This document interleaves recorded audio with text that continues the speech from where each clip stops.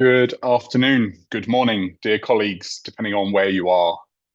It's a pleasure to greet you today and welcome to you to this first preparatory meeting ahead of the International Conference of NGOs, which will be held at UNESCO headquarters in Paris on the 17th to the 19th of December 2024. We are just waiting for our colleagues from UNESCO to join the session, so please do bear with me a moment. But before they do, I can just remind you that the session is available in English and French. So please do use the interpretation function in the Zoom toolbar and select the language that you prefer. And when we open the floor later, you can make interventions in either language. So please do feel most comfortable. As I've said, we will shortly be joined by Julien Pellaux, the Director of the Partnerships Division at UNESCO, and Paola Pagliani, the Director of the Division for Planning and Programming at UNESCO. The Liaison Committee is very grateful for their continued positive relationship with the Secretariat, and this latest briefing is one of just a series that we have held and will hold during the two-year mandate. The forthcoming details of the opportunities for NGOs in official partnership to engage in the preparation of UNESCO's programme and budget will be explained in a moment. But before we do, I'd like to explain why we have taken the approach we have taken. And actually, as I wait for our colleagues from UNESCO to join us, I would just like to remind you that in the next few days, we do have some opportunities where you can also engage. So tomorrow, on the 6th of November, we have the open meeting on the 17th International Forum of NGOs, which will be held online in December, on the theme of African leadership, experience and expertise in the International Decade of Sciences for Sustainable Development. And then on the 12th of November, we have the brainstorming for the recommendations for the International Conference, also online. And on 13th of November, you have the opportunity to meet Her Excellency Christina Kokkinakis, Ambassador of the European Union to UNESCO and the OECD. So please do join us for those sessions as they come up.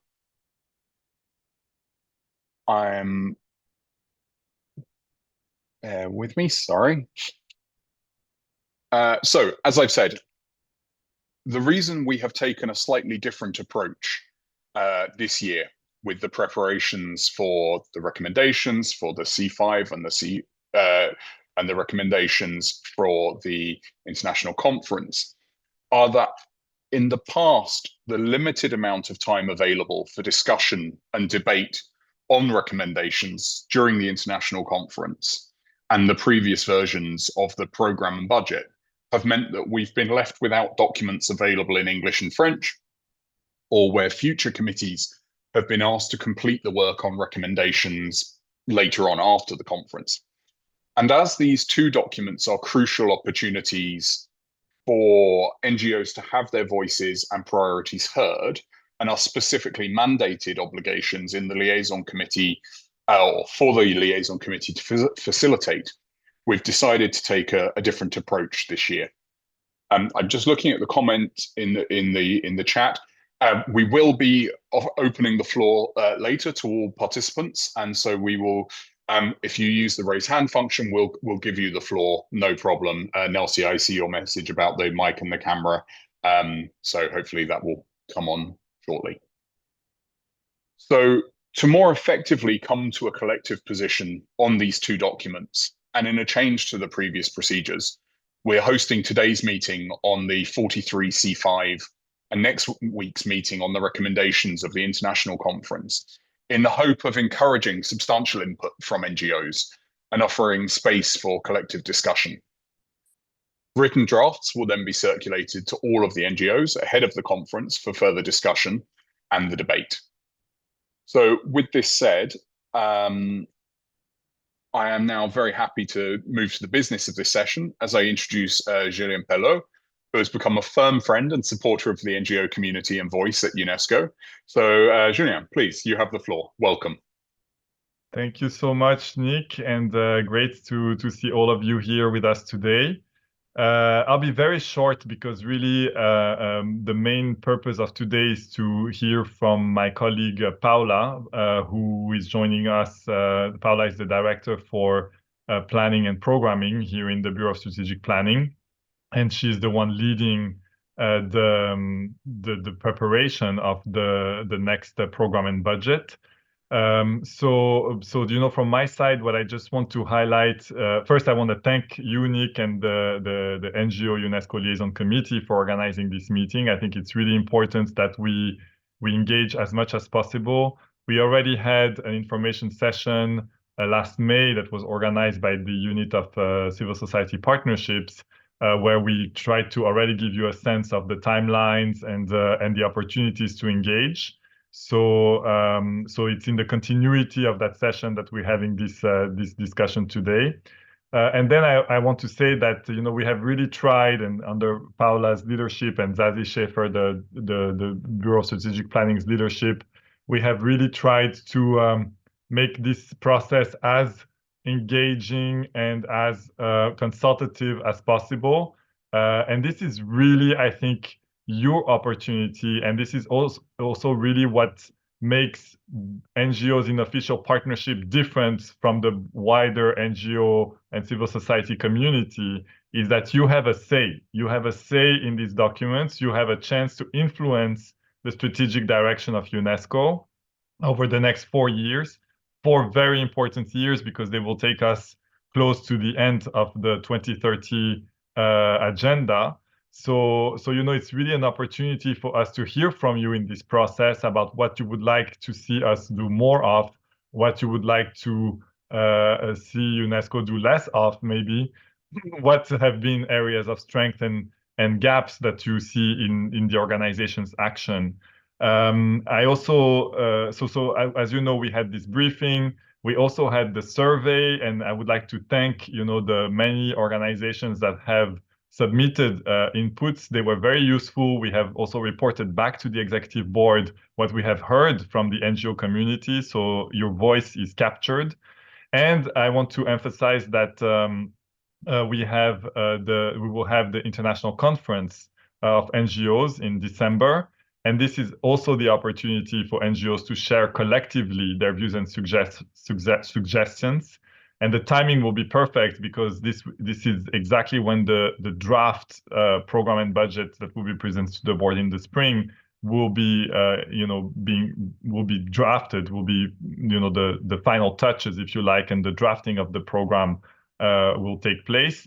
So your views can make a difference, and we will also submit this collective input that you will provide us with as an outcome of the international conference to the executive board and the member states. So basically, I guess my point is just to say, please engage, please share your views, your inputs with us. We're really open to this discussion, and we look forward to this briefing today, but also to a continued engagement all the way until the approval of the program and budget, which will be at the end of next year. So I don't know if I hand back to you, Nick, or straight to Paola. Absolutely. Let's welcome Paola, and thank you very much for joining us. Paola Pagliani, the Director of the Division for Planning and Program. Over to you. Thank you very much. Thank you for the warm welcoming. And I did join UNESCO recently, as of last July. So this is the first time that I got engaged into the preparation of the C5, so next program and budget cycle. So also very happy in the process to get to know the broader UNESCO family and to have this occasion to share some ideas with you. So I'll take a little bit longer than Julien. I would like to share with you a presentation. I hope it will not take too long because I'm also very much interested in what is it your feedback and your main takes away. Let me see if I can share. Does it work? Can you see it? Yes, we can see that well. Okay, very well. So let me just quickly go through it. So basically, this is just to show you what is the timeline for the preparation of next like budgeting program. So the 43C5. It's a pretty like complex process, as you can see, like it going like 3 times through like a review of the executive board. And at this point, we are here in the autumn, like 2024. So we are like midway towards this process. So what happened before, starting from last year and from the 42nd General Conference that put together like the principles to prepare this. Basically, this kick off the process, which so far has been really gathering like a lot of insight. There was a lot of analysis from the BSP side, a lot of try to get the lessons learned. We developed like a lot of whatever is new that you see in the proposal based on the analysis of previous results that we submitted at the same time. So there was this internal analysis, internal discussion, but as Julien already mentioned, also like a lot of consultations with the external partners. All this went into the preliminary proposals that were submitted like a couple of weeks ago to the board. Based on this, we have this board decision, which is basically the go-ahead and some recommendations on finalizing the draft program and budget that needs to be submitted next spring at the board. So this is the second phase where we are really, you know, like trying to gather like inputs, suggestions, like good ideas to finalize the document. Excuse me. After this, there will be basically like a final round, like a final discussion with the executive board. At that point, it will be mostly like member state that we will submit anything like additional, any recommendation through the summer. And finally, we are expecting the general conference to adopt the 43C5 by autumn 2025. So a long process, but also a process that gives the opportunity for a lot of reflection and a lot of engagement. Excuse me, I'm still recovering from a cold. So basically, just a quick mention of the several consultations that went into the preparation of the preliminary proposals. And I'm pretty sure that the document as submitted to the board was shared with all the participants. So it's a relatively long document, but I mean, I think it's good if you start to familiarize and if you had the time to go through it and to read it together with the decision that the board took. But basically, so that was the result of this our analysis and a set of consultations. So there were several surveys. One of them was specifically dedicated to this network of NGOs. We had 75 responses, which I assume is a little bit less than 50%. We had hoped like for more participation, and it might not be completely representative of, you know, the environment of the NGOs, but again, there will be like more opportunities, as well as surveys covering member state and intergovernmental organizations. We had also, excuse me, other opportunities through statutory meeting to reach out to our partners, and as well as bring in the consultation at the regional level, so closer to the field, so and better understand what are the specific needs of different regions, but also like of specific categories of countries, which are a priority group for UNESCO, such as the small island development states. We also had a specific consultation with youth through the Youth Forum, and it's another group, another priority group for UNESCO that we are planning to keep engaged. So what emerged from these consultations? Excuse me. So mostly like an endorsement and a good understanding among partners. Thank you, like, apologies. Julien is helping. That this is a strategic moment for UNESCO.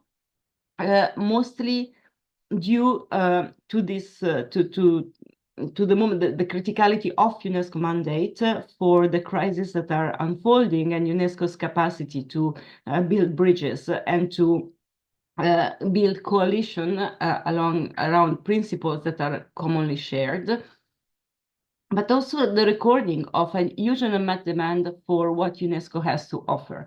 This is coming from member states, it's coming like through the board here, but it's also coming through engagement in the field. At the same time, there was a request to boost up our efforts in terms of articulating and communicating better what is UNESCO offer, what is the value added out there. Also, like the need to come out with offers and solutions that are more integrated and interdisciplinary to better respond to the complex challenges of the world out there. And also the maintenance of the strategic direction that was outlined in the medium-term strategy, but also recognition of, excuse me, of the need to prioritize and to focus. UNESCO has a very broad mandate. At the same time, it has a very clear role in areas such as education, science, culture, and communication and information. But in itself, it's very broad. So how can we focus on what really matters, on what really creates value added out there? So if we zoom in into the survey, apologies, of the NGOs, we can see how these messages resonate, also like vis-a-vis the role that the NGO network has for UNESCO. First of all, the support to UNESCO mandates. The understanding that UNESCO role is important in addressing global challenges and promote multidisciplinarity. Could you just give me 2 minutes because I don't think I can continue. I'll be back soon. Of course, Paola, thank you very much. So maybe whilst we just take a moment for Paola to sort her throat out, which is perfectly reasonable, I would just like to highlight something that has been made. One of the points that was made and that we've just seen, which is that 75 NGOs took the opportunity to engage in the questionnaire. One of the challenges highlighted at the recent NGP, the Committee on the Non-Governmental Partners, was that there was a real need for the broadest range of inputs from NGOs in official partnership, and that, you know, as of 2 weeks ago at the executive board, we now have 425 NGOs in official partnership, but only 75 took the opportunity to engage in the questionnaire. Some of this will relate to capacity within the NGO community, but there is also a clear need to prioritize and safeguard these opportunities that we are offered by using them. So we will come back to this, but I fully encourage you to ensure you submit your priorities and recommendations in short, concise formats to the liaison committee for assimilation into our collective input. And if you are facing obstacles, please tell us what they are. Identify them, because that helps us. It helps Julien and I and the next committee have these conversations about how we can better strengthen participation and ensure that your voices are being heard. But if we don't know the obstacles, we can't address them. Is that reasonable, Julien? Okay, it looks like Paola is back with us, so I will stop talking and hand back.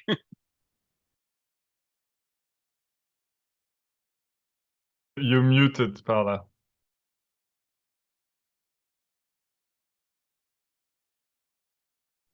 Okay. Yeah, no, I was just saying thank you so much for filling the space. Apologies again. It's just like consequences of a bad cold, but I will try to resume from where I left the presentation, which was basically, yes, trying to also convey like the messages that we receive through the UNESCO survey of NGOs.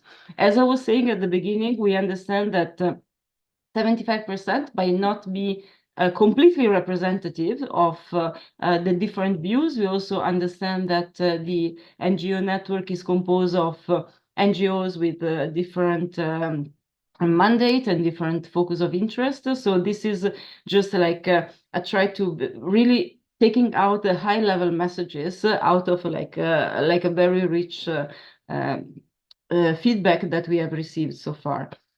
But overall, I mean, we have appreciated the alignment and the support for UNESCO's mandate and role, the appreciation of its multidisciplinary expertise, its convening capacity, the emphasis on the role in setting standards, which at the same time needs to adjust to emerging needs of a world that is more and more volatile and changing more rapidly.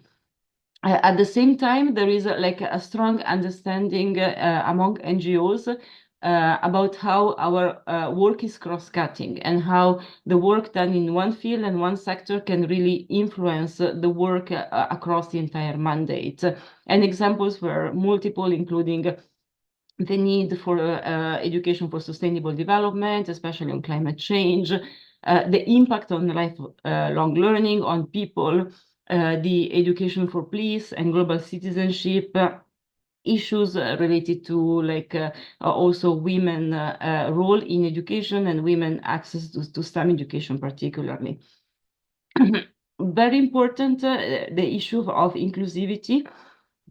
Again, decline along like several issues, but the importance of gender equality, which is something that needs to inform everything that UNESCO does, together with combating discrimination, together with the centrality of having youth as agent of change, so youth as part of the process and having their engagement, but also to develop initiatives that are tailored to the unique needs, the unique social and cultural challenges, economic challenges, especially for several specific situations, including in Africa, including small island development states, but also with a focus on other marginalized communities. So I think here there was like a strong alignment between what the NGO survey told us about the relevance of UNESCO.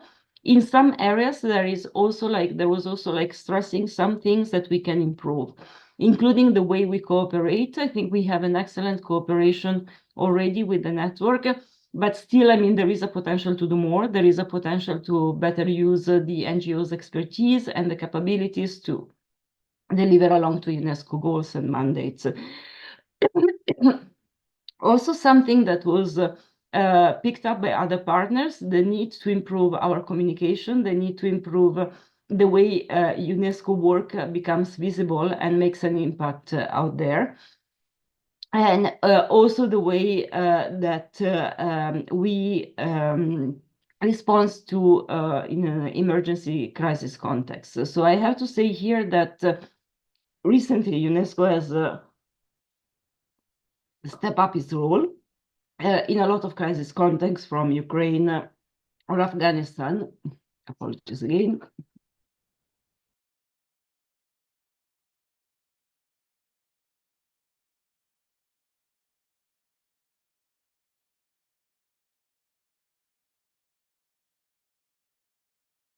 But I mean, it seems that the role of UNESCO is increasingly on demand in this kind of context, and the way we structure and systematize our response is very important as well.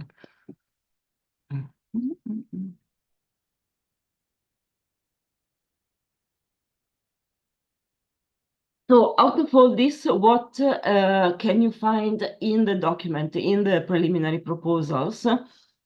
First of all, the reaffirmation of the strategic contribution that UNESCO can make based on its unique mandate and its core values. So the importance of UNESCO in this specific moment and how it can help shape attitudes, perception, and drive solidarity where we see increasing conflicts and divisions. So we also, the plan is to do this through delivering on the mandate on education, culture, and science, but also to deliver it in a way that is transforming and that it address the foundations that are required for peace and for development at the same time. So this is very much, I mean, the core is the same principle, it will stay. So this is the idea is to continue to develop and build our current program based on the medium-term strategy and its vision and strategic objectives.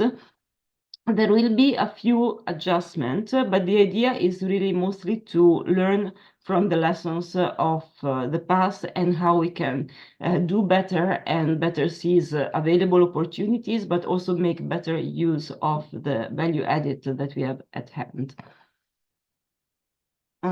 So the key adjustments that you will see are limited in the results framework.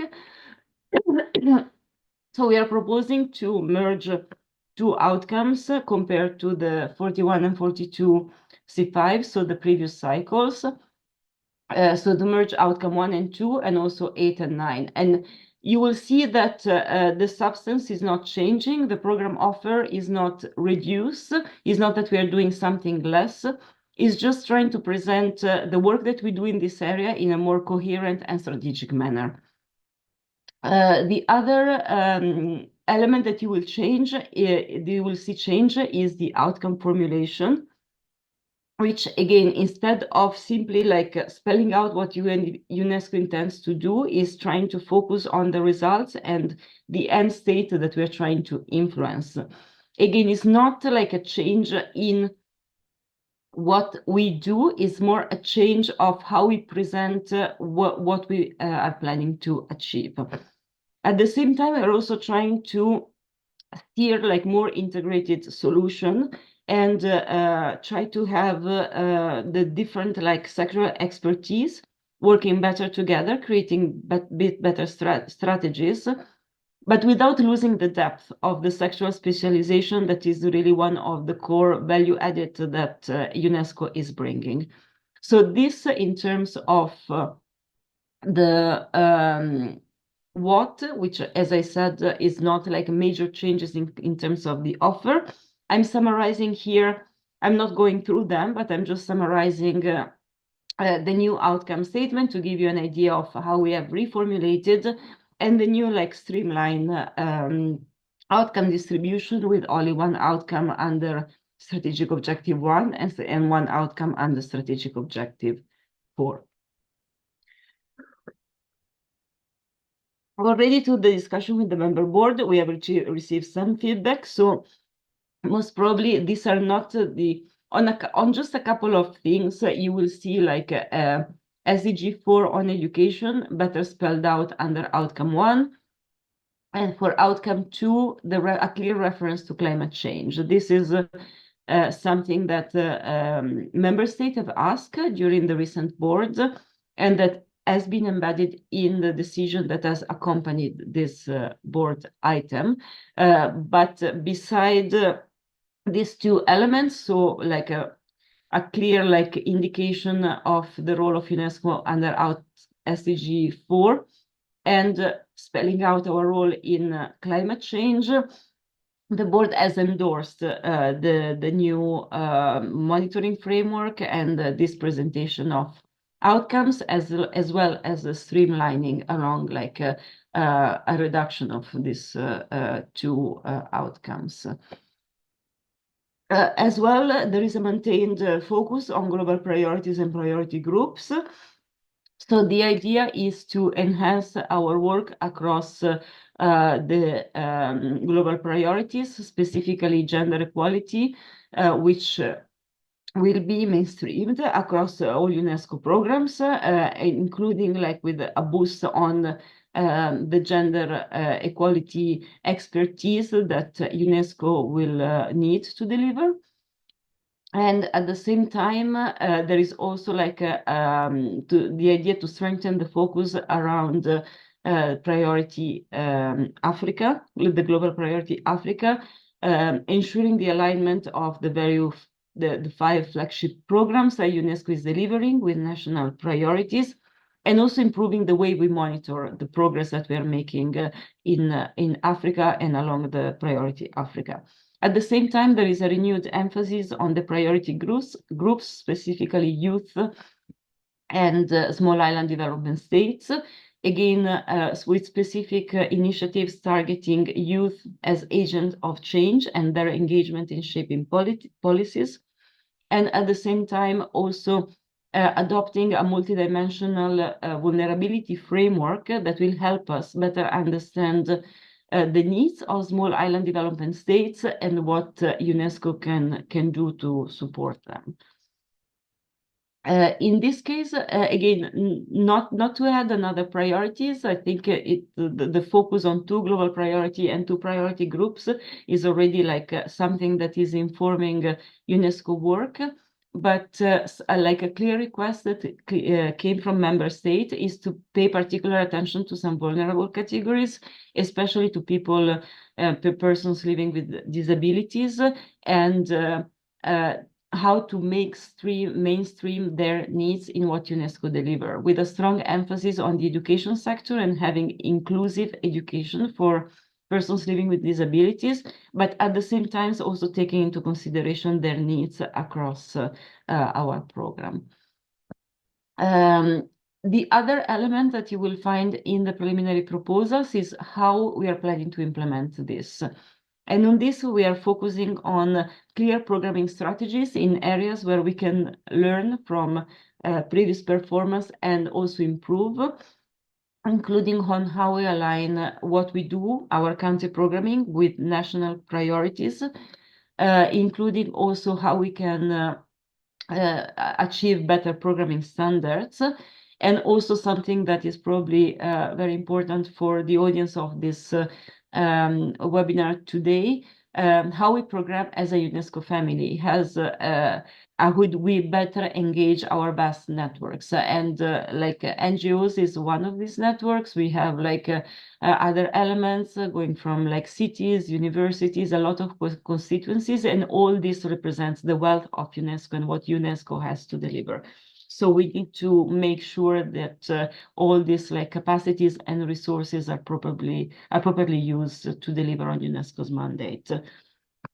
Another things that we are looking into is how we can optimize our 5 functions. UNESCO's work is articulated along these functions, like developing capacities, like setting standards, as well as being the goalkeeper of these standards, and so on and so forth. So how we can better leverage them through the programs. And also how can we strengthen the way we use digital tools. UNESCO has had important milestones in putting forward, the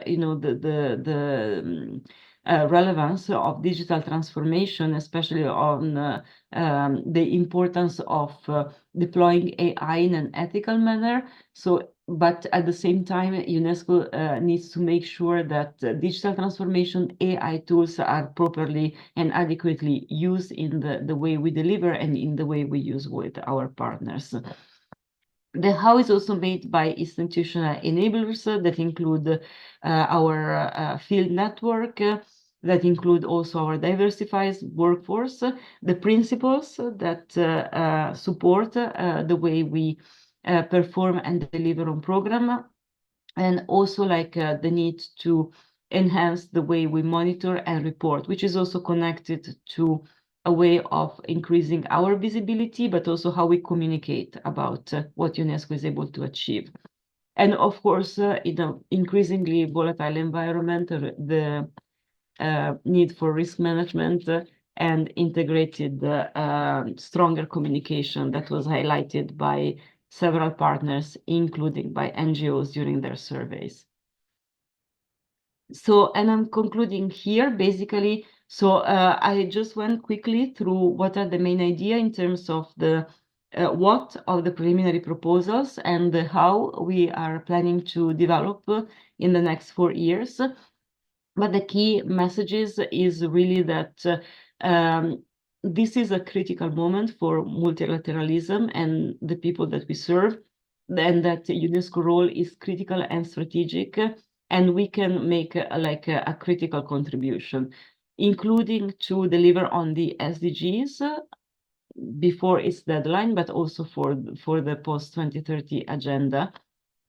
At the same time, it needs to be clear that the importance of this preliminary proposal, this is not just a bureaucratic document, but it's really the heart of the compact between the member states that we serve and UNESCO as an institution, which also includes its broader networks in the way we deliver on the program that we hope will be agreed next year. And the last point is really the need for UNESCO to step up in terms not just of amount of resources to be deployed, but also of its quality. UNESCO looks like a very small agency in the multilateral world. It's only 1% of the overall funds, but at the same time, its mandate is critical and it can really deliver more. And so thank you very much, and thank you also for the patience. Apologies again for my coughing, but I hope I managed to convey something, and looking forward to the debate now. Thank you very, very much, Paola, for that really helpful and detailed examination. And I'm sorry you're struggling so much, but we really do appreciate it. So I would like to now open the floor to any NGOs or representatives who would like to ask questions, make points, raise input. We'll be collecting all of this input and putting it towards the recommendations that will be considered at the international conference. So please use the raise hand button. I can see someone already has. And then we will promote you to panelist, so that you can switch on your camera and microphone. But please be aware, this does just take a moment. Don't panic if it looks like you're kicked out of the meeting. You're not. So I will give the floor first to Svetlomira Stoyanova. In just a moment.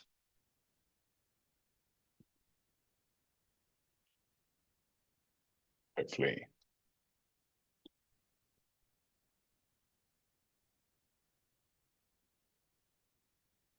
Sorry, this takes a moment, but it will work, I promise.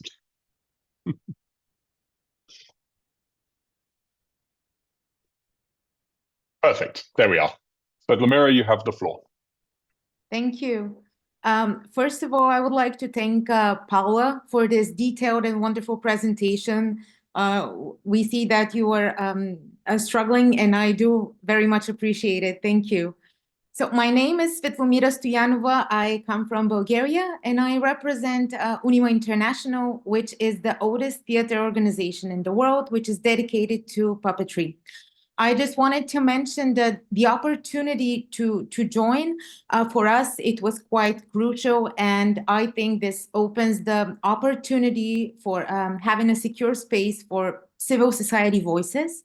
And also in regards to the priorities of UNESCO, I just wanted to mention that this month, we are having a big meeting in Africa, which will take place to the whole continent, which is supported by UNESCO. And I just wanted to share my gratitude and to thank you all for this meeting, because I do believe that together, as Paola said, we can be a family and make it even better. Thank you for giving me the floor, and I cannot wait to hear the other panelists as well. Thank you. Thank you very much, Svetlomira. We will now give the floor to Indresan Venkatachelam. Please accept my apologies for the pronunciation. I mean no offense. So you have the floor, and then after that, we will come to Maria Antonietta Maleo. So, Indresan, you have the floor, please. Yes, thank you, Mr. President. Do you hear me or see? I don't see We can hear you, but your camera is off. Please feel free to switch it on.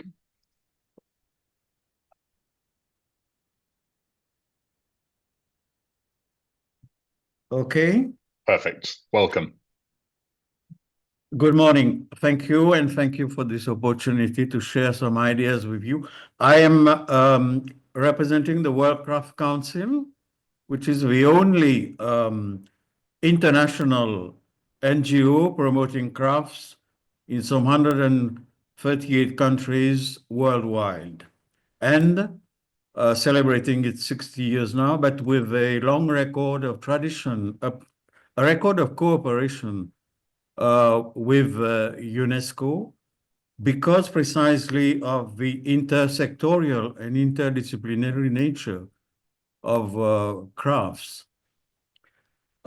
Just for the institutional memory, let me recall that in another life, I was in charge of a specific program that existed at UNESCO for crafts and design up to 2010, and for which UNESCO was reputed as the only UN agency with a global vision of the socio-cultural and economic role of crafts in sustainable development.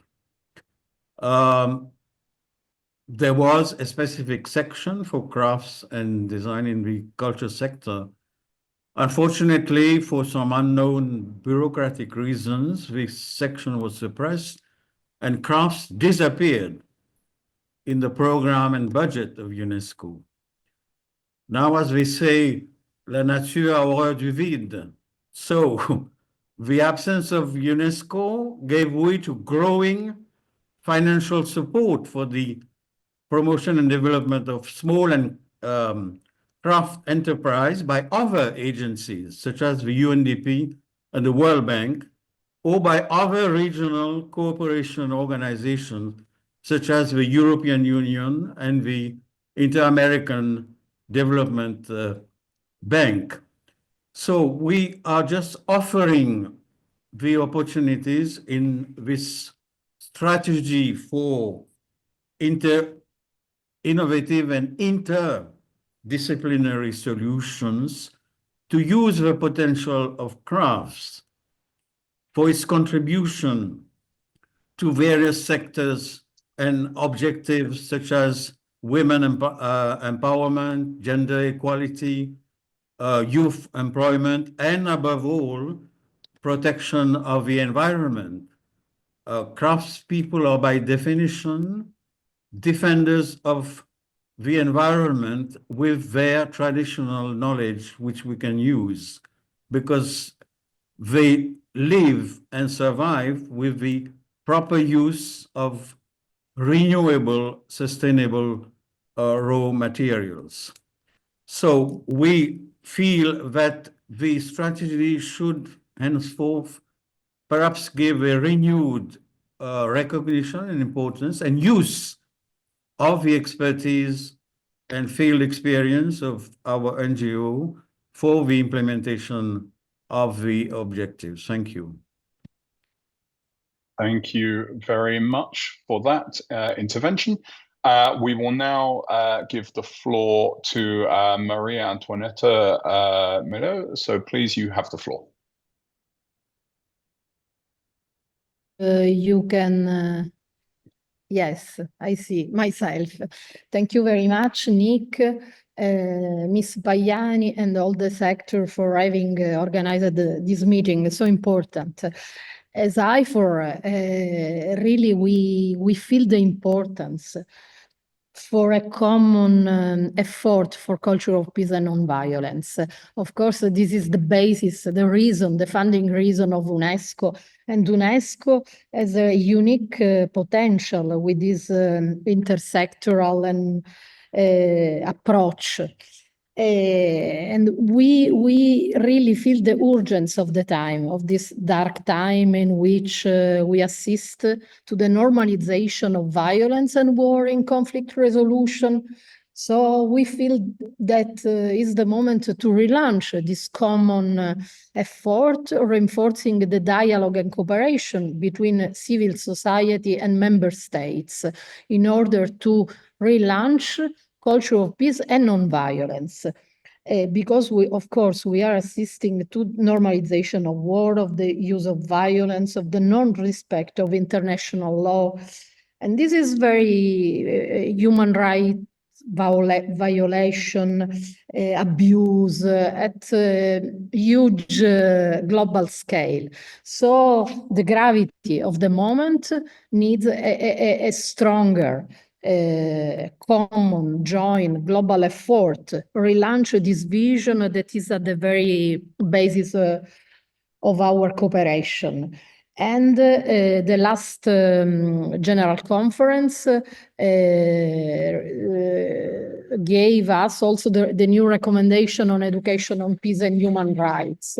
But I stress also the importance of non-violence, because we are assisting to the normalization of violence. So this cultural, intellectual vision and also practical vision of nonviolence and this heritage is very important. Thank you so much.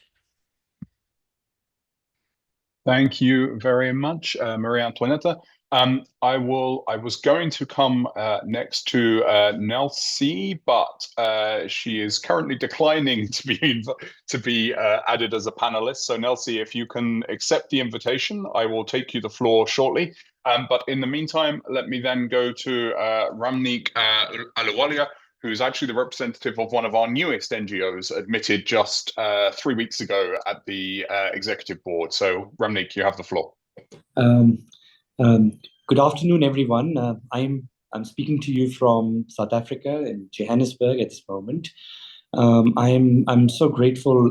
First of all, it's my first meeting, and I have really enjoyed this document and the preliminary proposal.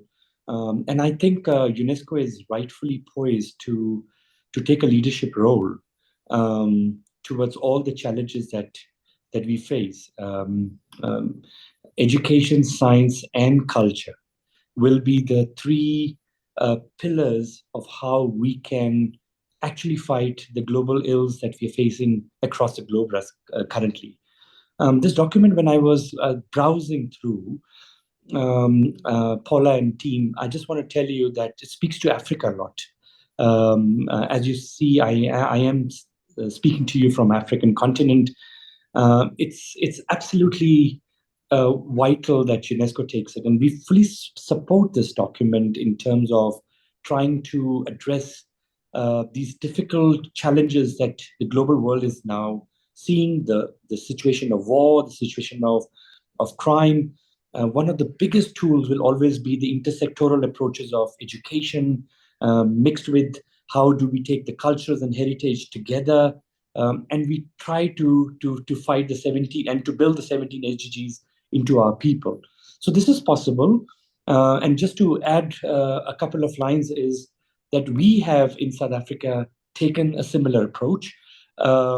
We have looked into our challenges of gender-based violence, our issues of mental health, our issues of drugs and alcohol addiction and abuse among the young people. We've looked into the issues of saving our democracy with the young people not voting, and multiple issues that puts into the development of our youth in the future, which affects the economy, which affects our nation's strength, is by using a system of soft skills and education system to move forward with. So I think together we can, and from our NGO system and from our civil society system, we stand on this document to say, if this document has to be taken to the Director General and look into it, this should be a tool, if not everything, in order to take UNESCO's leadership role towards addressing some of these big challenges. So thank you, Nick, for allowing me, my first meeting, but a lot to learn. Appreciate it. Thank you. Thank you very much, Ramnik. And I think one of the points that's been raised in the chat, I mean, first of all, it's great to see a new NGO in official partnership engaging so early. That's wonderful. and that speaks to our conversations, or the point Paola raised earlier around the 75 NGOs who contributed to the questionnaire, that, you know, these are numbers we are seeking to change. I would, just before we take our next speaker, there's been questions about the preliminary proposals and where they can be found. They were shared with everyone when we invited you to join this meeting. And I am also putting the link in the chat for that document so that you can refresh yourself. And one of the questions, we'll take a few more speakers and then we'll come to some questions. One of the questions that I would love to hear from Paola and Julien on is whether how the inputs from NGOs were actually considered and summarized and included in the responses. So now I will go to my colleague from the Liaison Committee, Nelsie. You have the floor, please. Hello, Nick and everybody. Well, first, I think that this effort that UNESCO is doing is a big effort, and I am so grateful. I think that is so useful, and that you can collect good information, many information, and it's very interesting also for us to read all these suggestions, opinions, comments, etc. I just want to express here one thing that we expressed in our survey, and it is related to how can we do in the next strategic plan, UNESCO strategic plan, to promote more participation from Latin America and the Caribbean. Because we made some efforts from the committee of the liaison, but it's not easy. It's not easy. Basically, I think that it's because the language. Probably there are other reasons, but I think that the language is a big problem. Indeed, it's a problem to elect other representatives from the region in the committee, because we don't have Spanish as an official language in these spaces. So that is one, but it's not the only thing. We were a little bit worried because we feel that there are like a imbalance between the presence of Africa and the presence of Latin America and the Caribbean, and we think that we have to think how to confront this challenge and make that this region participate in a better way. That's it. Thank you very much, Nelsie, and thank you for your constant push for representation. It's been a really significant part of our work over the last 2 years. I think one of the challenges, I mean, you are absolutely right. The more representatives from NGOs in your region that are elected to the liaison committee, then the stronger the representation from our side will be. But one of the institutional challenges is the fact that the official languages of UNESCO are English and French. So actually the liaison committee can only go so far, that it is something that we need member states to push for better provision of interpretation, stronger support for inclusion. And I did notice, obviously, in Paola's remarks, there is a push for inclusion from small island developing states, but that doesn't include the whole of Central and Latin America. You know, there are many in that region, but there are still going to be institutional challenges. I now will give the floor to Lisbeth and then Davide Grosso. So Lisbeth, you have the floor, please. or you will have, as soon as I've made you a co-host. My apologies. Oui. Wait. Good afternoon. Good afternoon. Can you hear me? Can you hear me? I think my connection is pretty unstable. Can you hear me? We can hear you, Lisbeth. Sorry, we can. C'est bon. So good afternoon, everybody. I'm delighted to be with you this afternoon. And I wanted to thank you and thank Paola Pagliani for the efforts that she's made. She was very good at explaining the survey. And so I wanted to thank you for your efforts. I went through the documents that you sent in advance, and I'm very happy, I must say, that among the priorities, I read that you want to promote identity, citizenship, peace, culture, and cultural diversity, and also promote intercultural dialogue, and this through education. And this was music to my ears because this is fully aligned with the objectives of the ONG I represent. I know we are an NGO which promotes education of small children. We can teach peace at a very young age. And I see that UNESCO is launching a program for young children through education. So this again was a source of joy to me, and I think it's very important that all NGO focusing on education, because peace teaching is really a cross-cutting issue, and I think we should together foster education to peace through education. This is certainly key, especially when we look at the different wars that we see and all the challenges the world is facing. I think that education is the main lever, and this is something that brings us together. So thank you for giving me the floor. Thank you very much, Lisbeth. We will now come to, I'm afraid I made a mistake and got the order wrong. We will now come to Marie-Christine Cuillère and give her the floor, hopefully.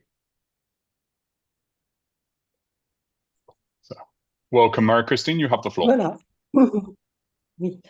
Oui, je remercie beaucoup Madame Pagliani pour l'exposé qu'elle nous a fait, qui nous ouvre des perspectives de collaboration plus fortes avec les différents secteurs de l'UNESCO, parce que sur la base de l'expérience que nous venons de vivre dans ce qu'on a appelé le groupe Voix des filles, c'est-à-dire cette coalition d'ONG qui vient de réussir quelque chose d'assez remarquable à Yamoussoukro, en Côte d'Ivoire, en célébrant donc la journée de la fille de façon à lancer une sensibilisation sur la situation des filles en Afrique. Je dois dire que nous avons été très encouragés par les contacts que nous avons pu avoir avec les différents représentants des secteurs qui sont à l'intersection justement de ce programme. Tout le monde nous a même félicités. Néanmoins, on a eu énormément de mal, on n'a même pas réussi du tout, à obtenir une réelle collaboration avec les différents secteurs. Donc j'espère que ce qu'on nous a annoncé nous permettra pour l'avenir de développer davantage cette participation à des objectifs qui sont ceux de l'UNESCO.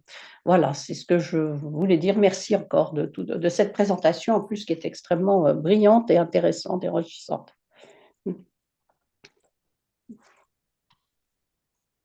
Thank you very much, Marie-Christine. And now we come to Davide Grosso. Thank you very much, Nick. Thank you also to all the colleagues at UNESCO, and thank you, Ms. Pagliani, for this very interesting presentation. I would have a question that is somehow related to what also Nelsie mentioned. The question of Nelsie was more focusing how to increase participation from NGOs that are not part of the network, and especially from Latin America. But I was surprised, or maybe not so much surprised, on the number of respondents, 75, I think, and I agree 100%, of course, with Nick, that we must increase this number. So my question would be, we, on the side of the liaison committee, I think we are doing since quite a few years now, we are putting a lot of efforts in trying to emphasize the fact that a network is a network only if active participation is there. And we are doing, I think, really all our best, or at least our sincere best, in trying to push those NGOs that are already member of the network to participate. How could, in your opinion, because this is directly linked then to the how strong will be NGO input into the document, into the UNESCO vision for the future, how would be, in your opinion, what UNESCO with the liaison committee can do more, or can do better, can do differently, especially since you are in this new position, so it's probably maybe a fresh look on things. So I'd like your feedback on that. Thank you very much. Well, much unlike Davide, to put people on the spot and ask them to identify firm commitments to stronger collaboration, but thank you very much. That's very helpful.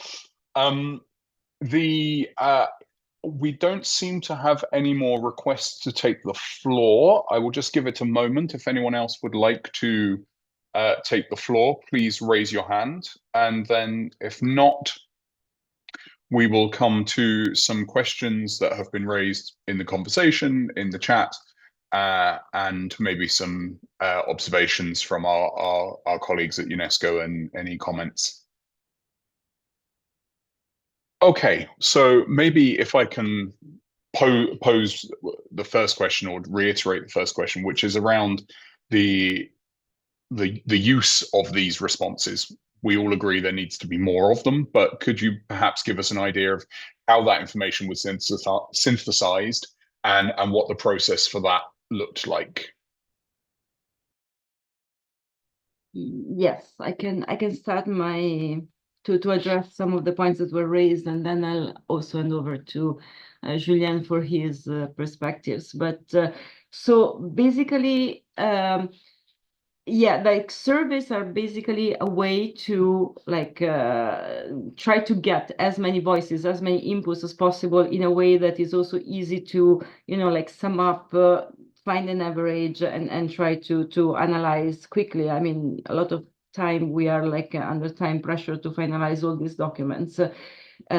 So of course, I mean, boosting up responses to the survey makes it more reliable in terms also of the diversity and the range that we can capture. So that is why I didn't want to emphasize it too much, but I mean, from our side, we are trying to make them a little bit not too much cumbersome, to try, to reduce the number of questions, to, make it easier, because we also know that, there are tons of surveys out there, and there is some fatigue, but this is very important for us, to get large quantitative data and to get a sense of, what is the mood out there, where we're doing well, where we're doing wrong, what are the priority, what is emergency. So, it's an instrument that we can improve, but for us, it's very, very important.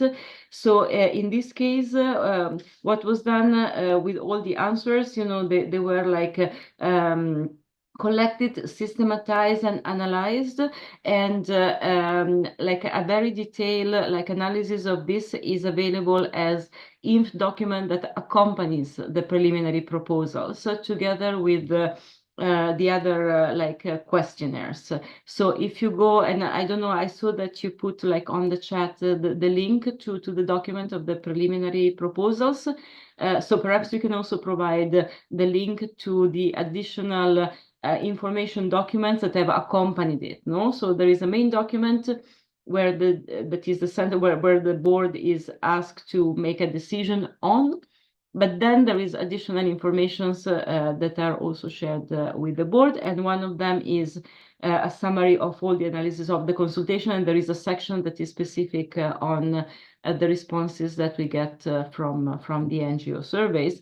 At the same time, I think, it's definitely not sufficient. So I think also this type of exchanges, the conference that is coming up in December, but also I think most probably the engagement of the network with our field offices can add like a more qualitative element to the inputs of the NGO and the network, especially to the programming that we have. Because for me, it's already, so this is a short meeting. We just, it's a general presentation. The preliminary proposal is a very high-level document. It doesn't have all the nuances of what UNESCO does, but already through these exchanges, some very useful ideas have emerged, like the emphasis on the non-violence element in the culture of peace, which I think it's an important contribution that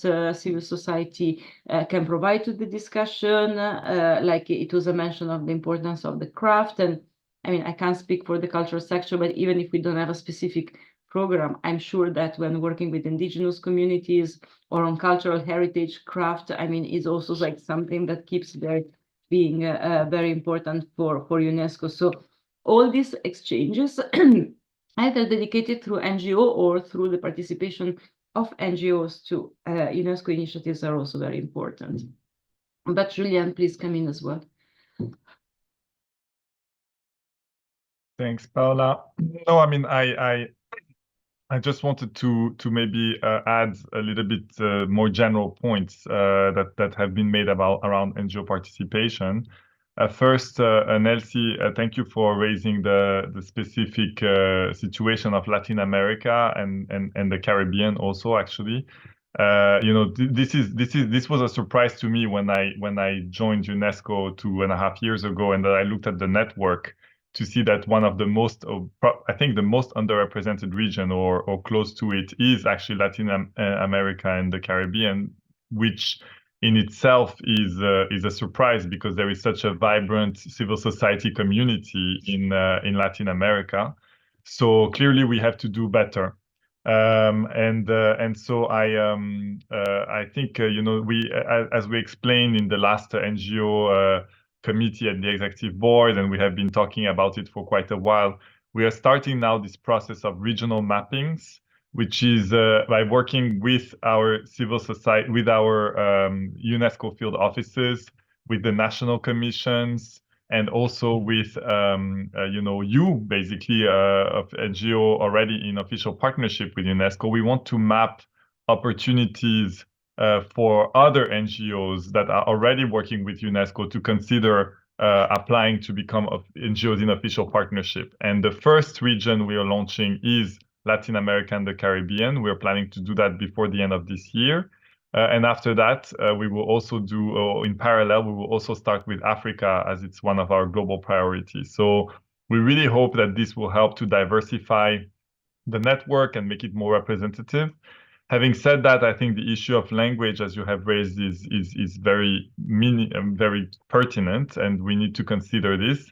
Obviously, for us, it's also sometimes a budget issue that we don't have sufficient resources to be able to translate everything in multiple languages, and so we are often limited to the two official working languages of the Secretariat, the French and English, which is a problem. But we're trying as much as possible to have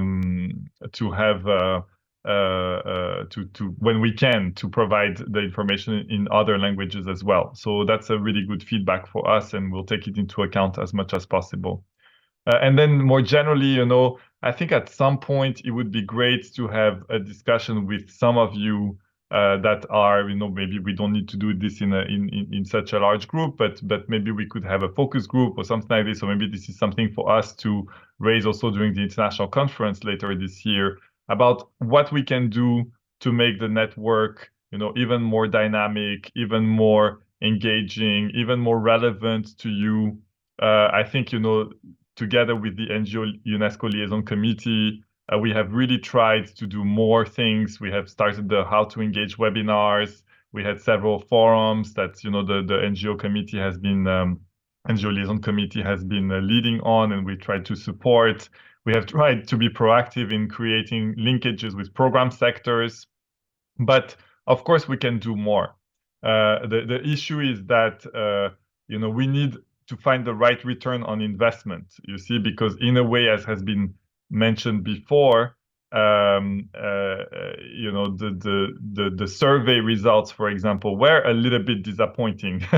So it's important for us to make sure that when we invest time in trying to engage and create platforms for engagement for our civil society partners, that these platforms are relevant to you and that you also have capacity and bandwidth to engage. We realize, as Nick said, that everybody's very busy.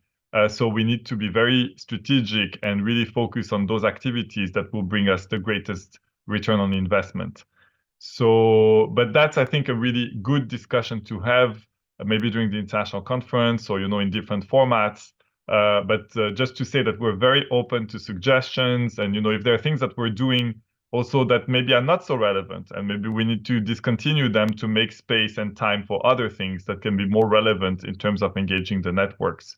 Now that maybe just one final point is that also with our strengthened field network and the reorganization of the field network, we're also trying to work more with these field offices for them to also think about engaging the NGOs in official partnerships in their regions. And, not everything has to be through headquarters. Things can happen at the local level. We had a very good meeting, again, together with the Liaison Committee to sensitize NGOs in East Africa in parallel to the Civil Society Conference earlier this year in May, the UN Civil Society Conference. And that was, we saw really a great interest for engagements there. So we're hoping that this more decentralized UNESCO will also lead to greater collaborations and greater engagement. So thank you so much again for all the questions and all the feedback. And as Paola said, we really look forward to your continued engagement and inputs in this process. And so thanks a lot. Thank you, Julien. And I think just to add to what you've said, I have often been accused of perhaps being too vocal in pushing for space for civil society at UNESCO, but I'm equally vocal when I say that we, as the NGOs, have a responsibility to use that space and to use it appropriately and to respond, because one of the very fundamental points raised in the directives governing the partnership is that we are supposed to be a two-way street of collaboration and effective cooperation. And that this is, sorry, the lights in my office have just gone off as if to respond to what I'm saying. I've been sat still for too long. We have to use this space appropriately and effectively. And your point on return on investment is really significant, that unless we actually are giving value in our actions and our deliverables to UNESCO, not just our talk, but also the institutional actions of our NGOs, which are very strong, but perhaps not reported as strongly as they are actually in reality. We need to do more to justify it. As we conclude, I would like to raise a couple of additional points.